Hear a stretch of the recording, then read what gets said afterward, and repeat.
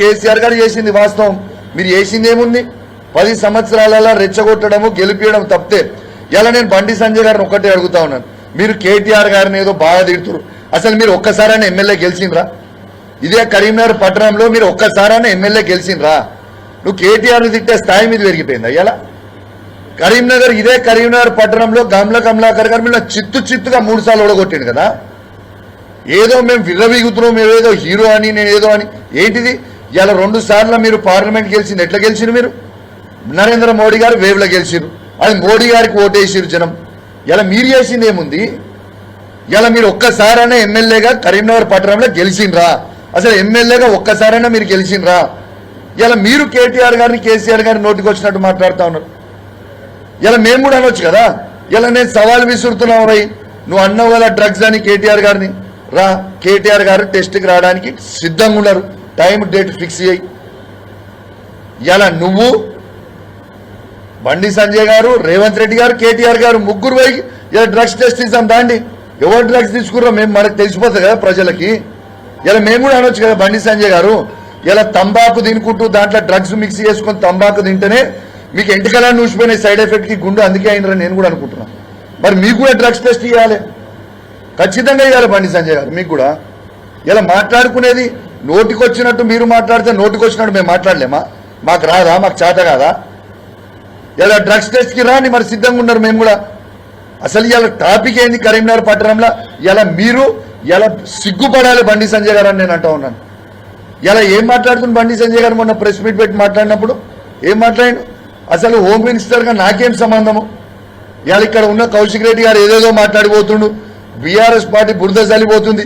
అంటే తెలంగాణ రాష్ట్రం అనేది భారతదేశంలో లేదా? తెలంగాణ రాష్ట్రం ఏమైనా శ్రీలంకలో ఉందా, బంగ్లాదేశ్ ఉందా, పాకిస్తాన్ ఉందా? ఏడుందా తెలంగాణ రాష్ట్రం భారతదేశంలో లేదా? ఈ భారతదేశానికి బండి సంజయ్ గారు హోమ్ మినిస్టర్ కాదా? సహాయశాఖ హోమ్ మినిస్టర్ కాదా? ఈ తెలంగాణలో ఈ బాధ్యత ఇలా కరీంనగర్ పట్టణంలో మీ ఆఫీస్ నుంచి కూతవేట దూరం నుంచి ఇలా ఇన్సిడెంట్ అయితే ఇది బండి సంజయ్ గారి బాధ్యత కాదా? నాకేం సంబంధం అంటావు? నీకు సంబంధం లేదా? అసలు బాధ్యత కలిగే ఒక failure, you are a failure home minister of Karimnagar parliament అంటున్నా నేను. ఇలా ఇన్సిడెంట్ అయ్యి కరీంనగర్ పట్టణంలో ఇన్సిడెంట్ అయ్యి 4 రోజులు అవుతుంది. ఇలా 4 రోజులు అవుతుంటే ఒక్కరోజన్న బండి సంజయ్ గారు మీరు మీ సొంత పార్లమెంటు, మీరు హోమ్ మినిస్టరు, మరి మీరు ఒక్కరోజైనా రివ్యూ మీటింగ్ పెట్టిర్రా?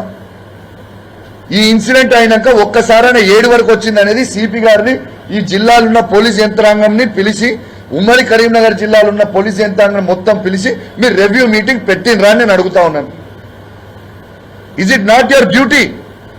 నాకేం సంబంధం రాష్ట్ర ప్రభుత్వం? అంటే భారతదేశంలో తెలంగాణ కూడా ఒక భాగం బండి సంజయ్ గారు. అది పార్లమెంటు అనేది మీ దాంట్లో వచ్చింది, మీ పార్లమెంట్లో ఉన్నది ఇక్కడ. Is it not your duty? మీరు బండి సంజయ్ గారు, మీరు రేవంత్ రెడ్డి గారిని ఎందుకు ప్రశ్నిస్తలేరు? ఒక్కసారి కూడా మీరు రేవంత్ రెడ్డి గారిని ఎందుకు తిట్టలే? ఇప్పటిదాకా మీరు రేవంత్ రెడ్డి గారిని ఒక్కసారి కూడా తిట్టకపోవడానికి కారణం ఏంటిది? ఇలా నిజంగా కూడా చాలా చాలా బాధాకరం. ఇలా బండి సంజయ్ గారు హోమ్ మినిస్టర్గా ఉండి ఈడ ప్రభుత్వాన్ని ప్రశ్నించాల్సింది పోయి పర్సనల్ గా మాట్లాడడం అనేది మంచి పద్ధతి కాదు. మీరు మాట్లాడగలిగితే మీకంటే డబుల్ త్రిబుల్ మేము మాట్లాడతాం, మా బీఆర్ఎస్ పార్టీ కార్యకర్తలు కూడా మాట్లాడతాం. మేము కూడా ఓపికగా ఉన్నాం ఇన్ని రోజులు. కానీ మీరు మాట్లాడిన మాటలు చూస్తూ ఉంటే చాలా బాధ అనిపించింది. ఇదేం మాటలండి నాకు అర్థం కాదు. ఇలా కేటీఆర్ గారికి ఉన్న సబ్జెక్టు మీకు ఉండదా? ఏ సబ్జెక్టు ఏ రంగంలో తీసుకుందాం చెప్పు? ఖర్చు మొత్తం నాదే. గీతాభవనం చరోసా ఖర్చు మొత్తం స్టేజ్ నేనే వేపిస్తా, మొత్తం అద్భుతంగా ఏసీలు నేనే పెట్టిస్తా. రాండి, మా కేటీఆర్ గారు వస్తారు, మీరు కూడా రండి, చర్చ పెడదాం. మీరు ఏ సబ్జెక్ట్ కోరితే ఆ సబ్జెక్ట్ మీద మా కేటీఆర్ గారు, మీ సిస్టమ్ ఇరిగేషనా, సివిల్ సప్లైయా, హోమా, లేకుంటే హెల్తా, ఎనీథింగ్ మ్యాన్, యూ ఛాలెంజ్. నేను సవాల్ విసురుతున్నాను కదా, రండి చర్చ పెట్టుకుందాం. అసలు ఇంకోటి కూడా చెప్తున్నా, ఇలా రేవంత్ రెడ్డి గారు, బండి సంజయ్ గారు ఉన్న మ్యాచ్ ఫిక్సింగ్ మీకు చెప్తా ఉన్నా. ఇలా నిన్న దాకా మొన్న ఆర్టీసీ డ్రైవర్ గారు నర్సంపేటలో చనిపోయింది. ఆడ చనిపోతే ఇలా బీఆర్ఎస్ పార్టీకి సంబంధించిన మాజీ హోంమంత్రి అయిన సవితా ఇంద్రారెడ్డి గారిని అరెస్ట్ చేస్తారు, మాజీ మంత్రి అయిన దయాకర్ రావు గారిని అరెస్ట్ చేస్తారు, మాజీ ఎమ్మెల్యే అయిన సుదర్శన్ రెడ్డి గారిని అరెస్ట్ చేస్తారు, మాజీ పార్లమెంట్ సభ్యుడైన వినోద్ కుమార్ గారిని అరెస్ట్ చేస్తారు. మరి బండి సంజయ్ గారిని ఎందుకు అరెస్ట్ చేయరు?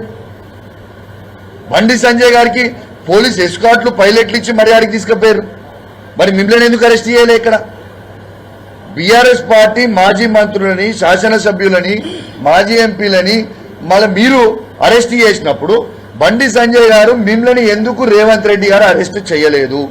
ఎందుకంటే క్లియర్ గా తెలుసు ఆడికి టీఆర్ఎస్ వాళ్ళు, బీఆర్ఎస్ పార్టీ వాళ్ళు ఆడికి పోతే ఆడ గొడవ అవుతుంది, ఆడ ప్రజలు స్వాగతం పడుతుంది. బండి సంజయ్ గారు కాబట్టి, రేవంత్ రెడ్డి బండి సంజయ్ ఒకటే కాబట్టి ఆడ గొడవ కాదని తెలుసు కాబట్టి బండి సంజయ్ గారిని పైలట్ ఇచ్చి పంపించినా? మరి ఇది మ్యాచ్ ఫిక్సింగ్ కాదా? ఇది ఎగ్జాంపుల్ కాదా? దీనికి మీరు జవాబు చెప్పరా? అరే ఏం మాటలండి, అసలు ఏం అభివృద్ధి చేసినావు? చలో నువ్వు అంటావా ఏం అభివృద్ధి చేసినావని?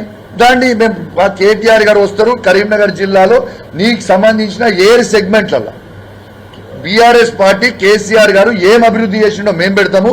నువ్వేం అభివృద్ధి చేసినావు నువ్వు పెట్టు కరీంనగర్ ప్రజల ముంగట. అది వేములవాడలో ఏం చేసినావో చెప్పు, మేమేం చేసినామో చెప్తాం. సిరిసిల్ల నువ్వేం చేసినావో చెప్పు, మేమేం చేసినామో చెప్తాం. కరీంనగర్లో నువ్వేం చేసినావో చెప్పు, మేమేం చేసినావో చెప్తాం. చొప్పదండిలో నువ్వేం చేసినావో చెప్పు, మేమేం చేసినావో చెప్తాం. మానకొండలో నువ్వేం చేసినావో చెప్పు, మేమేం చేసినావో చెప్తాం. హుజరాబాద్లో నువ్వేం చేసినావో చెప్పు, మేమేం చేసినావో చెప్తాం. ఇవాళ మా హుస్నాబాద్లో నువ్వేం చేసినావో చెప్పు, మేమేమేం చేసినావో చెప్తాం. సవాల్ దీని మీద మాట్లాడు. అభివృద్ధి మీద మీరు చేసింది ఏంటిది? కానీ మీరు ఈ విధంగా కేటీఆర్ గారి మీద మాట్లాడడం చాలా చాలా బాధాకరం అనేది నేను తెలియజేస్తా ఉన్నాను. దీన్ని మాత్రం మేము తీవ్రంగా ఖండిస్తా ఉన్నాం. మీరు ఇదే విధంగా మీరు మాట్లాడితే మాత్రం ఇది ఇంకా రేపు మీరు ఈ విధంగా మాట్లాడితే మా బీఆర్ఎస్ పార్టీ కార్యకర్తలు కూడా ఇష్టం వచ్చినట్టు మాట్లాడతాము. మీరు గౌరవం ఇచ్చి మాట్లాడితే, రెస్పెక్ట్ ఇచ్చి మాట్లాడితే మేము రెస్పెక్ట్ ఇచ్చి మాట్లాడతాం. ఈడ కేటీఆర్ గారు వచ్చి ఇదే ప్లేస్ లో ఇక్కడ కూర్చొని పరామర్శించి వాళ్ళకి ధైర్యం చెప్పి, కరీంనగర్ ప్రజలారా ఎవరు అధైర్యపడకండి, మీకు ఖచ్చితంగా మీ పక్షాన మేము ఉంటాము. ఇలా ఏందండి, ఇలా వాస్తవంగా నేను అడుగుతా ఉన్నాను. ఇలా ఇక్కడ కరీంనగర్ లో ఉన్న సిపి గురించి, ఈ చాతగాని దద్దమ్మ ఈ సిపి ఇలా నిద్రమైన ఇలా గుర్రాల పండ్లు తోముతున్న ఈ సిపి ఏమి పీక్తున్నాడు అని నేను ఆనాడు అసెంబ్లీ సాక్షిగా సిపి గారి మీద నేను చెప్పింది వాస్తవం కాదా? ఇదే సిపి గారి మీద నేను చెప్పింది ఫ్యాక్ట్ కాదా? కరీంనగర్ ప్రజలు ఇబ్బంది పడతారు, లా అండ్ ఆర్డర్ అనేది తప్పుతా ఉంది అని నేను సిపి గారి గురించి అసెంబ్లీ సాక్షిగా కేసీఆర్ గారి నాయకత్వంలో నేను చెప్పింది వాస్తవం. ఇలా అయిందా కాలేదా? ఇలా ఆనాడు మీరు ఈ పోలీసింగ్ మీద ఏం నడుస్తుంది అని అప్రమత్తమై రేవంత్ రెడ్డి గారు తనే ముఖ్యమంత్రి ఉన్నాడు, హోమ్ మినిస్టర్ గా ఉన్నాడు,